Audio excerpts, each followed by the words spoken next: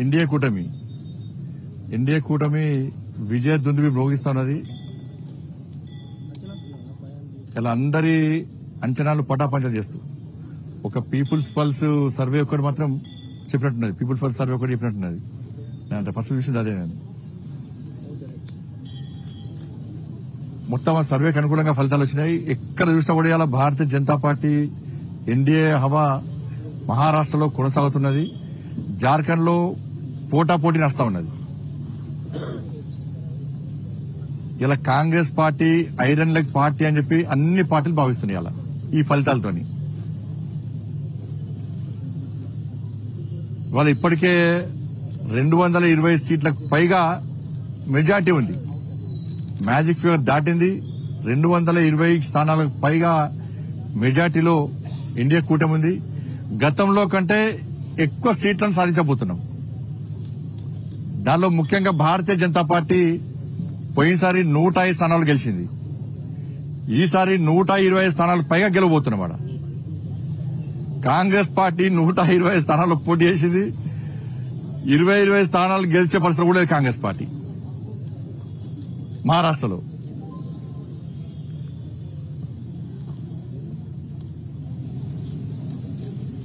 దాంతోపాటు యూపీలో కూడా 9 స్థానాల్లో 7 స్థానాల్లో భారతీయ జనతా పార్టీ మెజార్టీలో ఉంది. కాబట్టి మహారాష్ట్రలో కాంగ్రెస్ పార్టీ కూటమి ఎన్డీఏ కూటమి ఎన్ని అబద్ద ప్రచారాలు చేసినప్పుడు కూడా ఇవాళ ప్రజలు వాటిని నమ్మలేదు. నరేంద్ర మోడీ గారి నాయకత్వం మీరు నరేంద్ర మోడీ గారి యొక్క అభివృద్ది మంత్రమాల పనిచేసింది. వారి విశ్వాసాన్ని నమ్మకం ప్రజలు రెండవసారి ఇవాళ ఎన్డీఏ కూటమికి అధికారాన్ని అప్పయ్యారు. ఒకసారి ప్రభుత్వంలోకి వచ్చినాక నెక్స్ట్ టైం మెజార్టీ తగ్గుతుంది. కానీ ఈసారి మెజార్టీ విపరీతంగా పెరిగింది సార్. కానీ ఉద్దవ్ ఠాకరే లాంటి శివసేన పార్టీలు వాళ్ళ ఐడియాలజికల్ దానికి విరుద్దంగా, హిందుత్వానికి విరుద్దంగా, హిందూ ధర్మానికి విరుద్దంగా వివరించే పార్టీలతో కుమ్మక్కు కావడం వల్ల మొత్తం అడ్రస్ లో కూడా గల్లంతైపోయినాయి పార్టీలను కూడా. కానీ మహారాష్ట్రలో హిందూ సమాజం వాళ్ళ చైతన్యాన్ని చాటింది. ఎంఐఎం పార్టీతో కాంగ్రెస్ పార్టీ కుమ్మక్కై ఓట్లను చీల్చే ప్రయత్నం చేశారు. అనేక రకాల కుట్రలు చేశారు. కానీ అక్కడ ధర్మం గెలిచింది. ప్రజలు చీలిపోద్దని చెప్పి బటెంగేతో కటెంగే అని చెప్పి ఒక సందేశం అది ప్రజలకు వెళ్ళింది. ప్రజలు వాళ్ళ ఐక్యతను ప్రదర్శించారు. మహారాష్ట్ర ప్రజల ఐక్యతనే ఇలా ఎన్డీఏ కూటమికి విజయానికి నాంది. వాళ్ళ ఇలా సమాజం ఐక్యంగా ఉంటే ఏ విధంగా ఫలితాలు వస్తాయో ఇలా మహారాష్ట్ర ఫలితాలు స్పష్టం చేసినాయి. కాంగ్రెస్ పార్టీ విపరీతంగా తెలంగాణ నుంచి డబ్బులు మొత్తం కాంగ్రెస్ పార్టీకి పోయినాయి. మహారాష్ట్రలో ఖర్చు పెట్టిన డబ్బంతా ఇటు తెలంగాణ నుంచి అటు కర్ణాటక నుంచి సంచులకు పోయినాయి. 1,000 కోట్ల రూపాయలు పోయినాయి. అలా డబ్బులు విపరీతం ఖర్చు పెట్టారు. డబ్బుల ద్వారా అబద్దాల ద్వారా గెలుద్దాం ప్రయత్నం చేశారు. అవి పనిచేయలే. మహారాష్ట్రలో కాంగ్రెస్ కూటమికి ఓటమికి కారణం కాంగ్రెస్ తెలంగాణ కర్ణాటక రాష్ట్రాల ప్రభుత్వాల యొక్క వైఫల్యాలే. అట ఆ కూటమికి వైఫల్యానికి ఓడిపోవడానికి కారణం. ఎందుకంటే హిమాచల్ ఎన్నికల పేరు చెప్పి కర్ణాటకలో గెలిచారు. కర్ణాటక ఎన్నికల ఫలితాలు చూపెట్టి తెలంగాణలో గెలిచారు.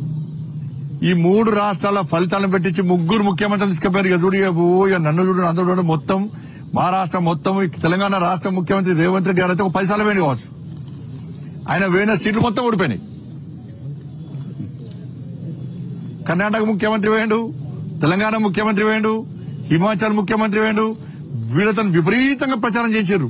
మేము ఇన్ని హామీలు ఇచ్చినాం, ఈ గ్యారెంటీ ఇచ్చినాం, 10 గ్యారెంటీలు అక్కడ, 5 న్యాయం చెప్పి కర్ణాటకలా, 6 గ్యారెంటీలు అని చెప్పి తెలంగాణలో మేము అమలు చేస్తామంటే ప్రజలు ఇక్కడ ఏ విధంగా ధోకా చేసింది కాంగ్రెస్ పార్టీ, ఏ విధంగా నమ్మక ద్రోహం చేసింది ఈ 3 రాష్ట్రాల్లో, ఏ విధంగా ప్రజలను వంచింది, ఎన్నికల ముందు హామీలు ఇచ్చే విధంగా మోసం చేసింది, తిరిగి మహారాష్ట్రలో ఏ విధంగా తప్పుడు ప్రచారం చేస్తుందో ప్రజలు విశ్వసించరు, ఆ నమ్మిరు, వాళ్ళ అన్ని వాస్తవ విషయాలు గ్రహించారు. కాబట్టి కాంగ్రెస్ పార్టీ ఓటమికి కారణం తెలంగాణలో కాంగ్రెస్ ప్రభుత్వం, కర్ణాటకలో కాంగ్రెస్ ప్రభుత్వం, హిమాచల్లో కాంగ్రెస్ ప్రభుత్వం యొక్క వైఫల్యాలు, ఇచ్చిన హామీలు నెరవేర్చకుండా ఉల్టా తప్పుడు ప్రచారం చేయడం వల్లనే ఇలా మహారాష్ట్రలో కాంగ్రెస్ కూటమి ఓటమి చెందింది.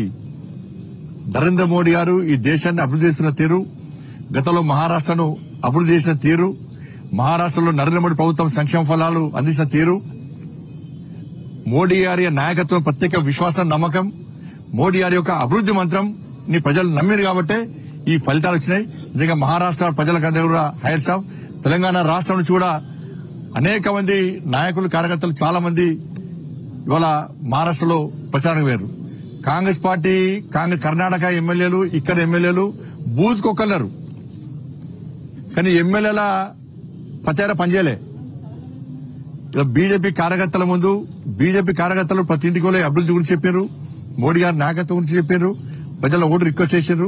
కానీ కాంగ్రెస్ పార్టీ అబద్దాలు ప్రచారం చేసింది కాబట్టి వాళ్ళకు వాళ్ళ అడ్రస్ గల్లంతైంది. కాబట్టి Congress party iron leg party. ఇక పార్టీతో ఎవ్వరు ఉండరు. ఇక ఐఎన్డీఏ చీలిపోవడం ఖాయం, ఐఎన్డీఏ కూలిపోవడం ఖాయం. దాన్ని ఎవరు పట్టించుకోరు. ఐరన్ లెగ్ పార్టీతో ఉండేటువంటి ప్రయత్నం ఎవరు చేయరు. కానీ తెలంగాణ ప్రభుత్వం కూడా ఇదే గతి పట్టబోతున్నది. తెలంగాణ రాష్ట్ర ప్రభుత్వాన్ని కూడా కాంగ్రెస్ పార్టీ ప్రభుత్వానికి ఇదే గతి పట్టబోతున్నది. మీరు హామీలు ఇచ్చి ఇలా ఏ ఒక్క హామీని నెరవేర్చే ప్రయత్నం చేయలే. ఇలా ఉల్టా రాష్ట్ర ముఖ్యమంత్రి తెలంగాణ నిష్పెట్టుకుని అక్కడ ప్రచారం చేశారు.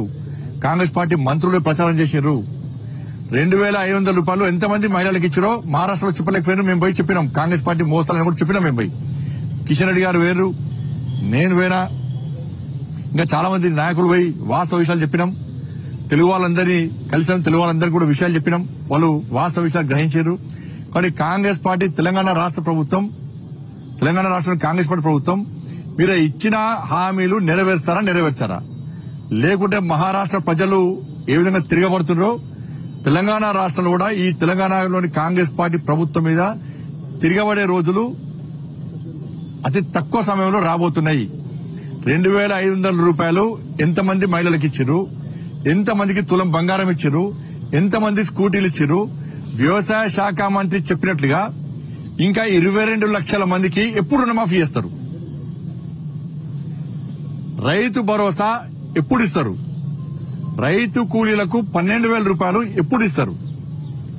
500 రూపాయల బోనస్ ఇంకా ఎప్పుడు అకౌంట్లు వేస్తారు? కొనుగోలు విషయంలో రైతులను వంచినందుకు క్షమాపణలు ఎప్పుడు చెప్తారు? 2 లక్షల ఉద్యోగాలను వెంటనే భర్తీ చేస్తున్నారు, ఎప్పుడు భర్తీ చేస్తారు? ఇచ్చింది 30,000 ఉద్యోగాల నోటిఫికేషన్ అయితే 50,000 ఉద్యోగాలు ఇస్తామని చెప్తున్నారు. మహారాష్ట్రలో చెప్పారు. ఇక్కడ తెలంగాణ పైసలు మొత్తం తీసుకుపోయి మహారాష్ట్రలో యాడ్స్ ఇచ్చారు. తెలంగాణ రాష్ట్ర ముఖ్యమంత్రి తెలంగాణ పైసలు ఇక్కడ హామీలు నెరవేర్చడానికి పైసలు లేవంటారు, బోనస్ చేయడానికి పైసలు లేవంటారు, ఉద్యోగాలకు పైసలు లేవంటారు, నష్టమైన రైతులకు చేయడానికి పైసలు లేవంటారు, 2,500 మహిళలకు చేయడానికి పైసలు లేవంటారు, 4,000 రూపాయల ఆసరా పెన్షన్ చేయడానికి పైసలు లేవంటారు, ఉద్యోగస్తులు 5 డిఎల్ చేయడానికి పెన్షన్ పైసలు లేవంటారు. కానీ ఇక్కడ కోట్ల రూపాయలు తీసుకుపోయి మహారాష్ట్రలో యాడ్ ఇచ్చారు. అన్ని అబద్దాలు యాడ్స్ ఇచ్చారు. ఏమైనా యాడ్స్ ఇవ్వాలా? ఏం పనిచేసిన యాడ్స్? అన్ని తప్పుడు ప్రచారాలే. కాబట్టి ఈ గ్యారెంటీలను ఇచ్చిన 6 గ్యారెంటీలను అమలు చేస్తారా, చేయరా? చేయకుంటే ప్రజల తిరుగుబాటుకు ప్రభుత్వం సిద్ధంగా ఉండాలని చెప్పి మేము హెచ్చరిస్తున్నాం.